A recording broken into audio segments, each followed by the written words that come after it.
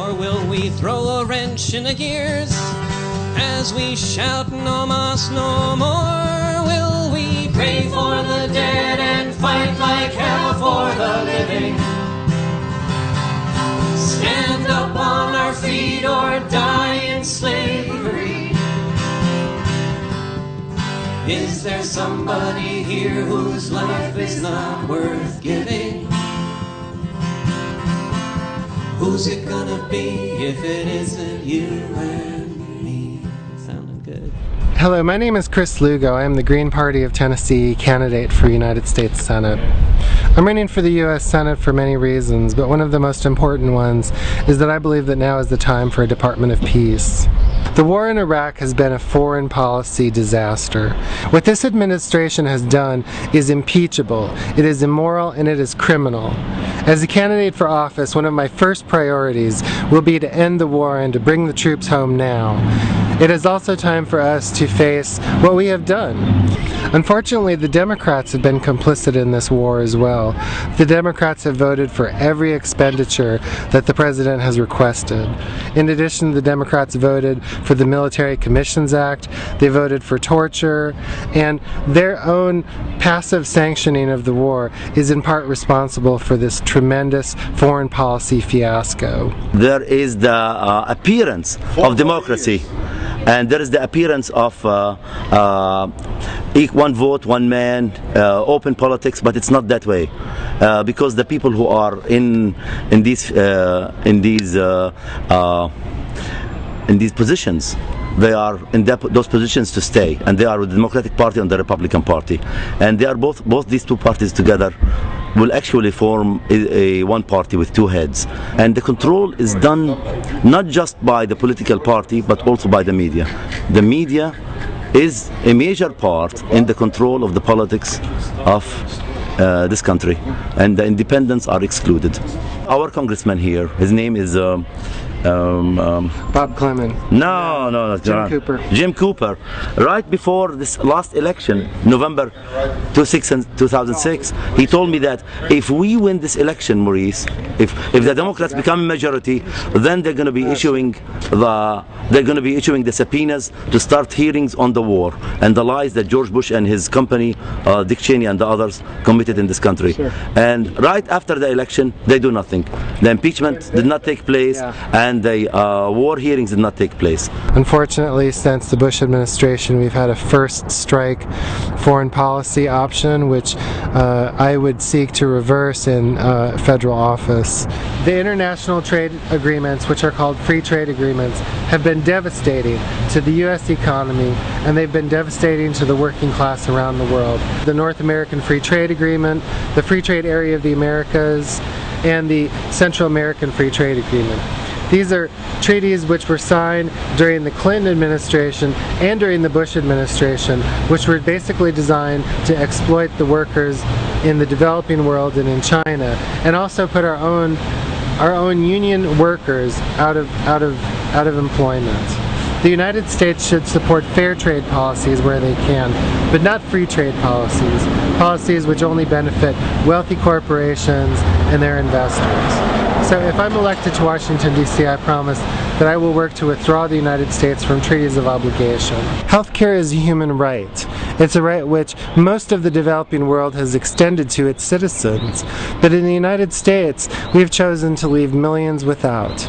Even though we spend more money per capita in this country in public dollars, we spend more money in public dollars than any other nation in the world, and we spend more money in private dollars, and yet we still have 47 million Americans without health insurance.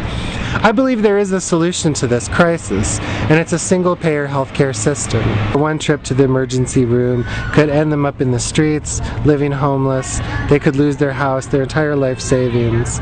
Because we live in a country where we run healthcare for profit. We don't run healthcare for the health and well-being of the citizens of this country. We run it so that corporations like Tennessee-based HCA Healthcare Corporation of America can make as many dollars as it can through managed care. Almost 800,000 Tennesseans go to bed each night living with the insecurity of having no health care coverage. When we give Americans health care coverage, we get preventative health care, we have health care that deals with long-term issues. People don't have to lose their homes just because they get sick. I believe it was a shame what the governor did in 2005 when he cut 323,000 Tennesseans off of TennCare. TennCare was the only safety net for those poor people. The issue of education is of utmost importance. Our children are really the future of this country. We need to make certain that every child in this country has a chance to graduate from high school and go on to college. In Tennessee, only 58% of all high school students graduate. Only 18% of all Tennesseans graduate from college. This is because we have underfunded priorities in this state. We need representatives in Washington, D.C. who will make sure that all of our children have access to quality education, who get good access, even those who live in the inner cities and people who live in rural Tennessee. Everyone deserves to have access to education. As a candidate for federal office, I support free access to education through the PhD level.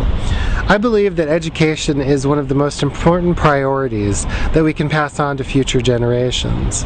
It would cost a drop in the bucket compared to the amount of money that we're spending right now on the war machine to make sure that every person who wants to go to school can afford to do so. We also need to make sure that students who don't want to go to college have access to good trade schools where they can learn trades and professions that will earn them a decent living. These are priorities which we can easily fund by redirecting the dollars that we're spending right now on the military. The military is a monster that eats up almost 50% of our tax dollars that we spend every year on current military expenditures and past military expenditures. In Tennessee, we have the unique distinction of being the home of the atomic bomb. The atomic bomb was constructed at the Oak Ridge National Laboratories in Oak Ridge, Tennessee, and used on 2 innocent populations in 1945, killing over 150,000 people. Since that time, we have maintained a stockpile in excess of 8,000 nuclear warheads. Every single one of these nuclear weapons comes through Tennessee, where it's refurbished and sent back out into the field, ready at a moment's notice to destroy an entire city. These weapons are immoral. It is time for us to dismantle our weapons of mass destruction. It is time for us to close the Oak Ridge National Laboratories, and it's time for us to clean up the tremendous environmental waste that we've created in Oak Ridge over 60 years of nuclear weapons production.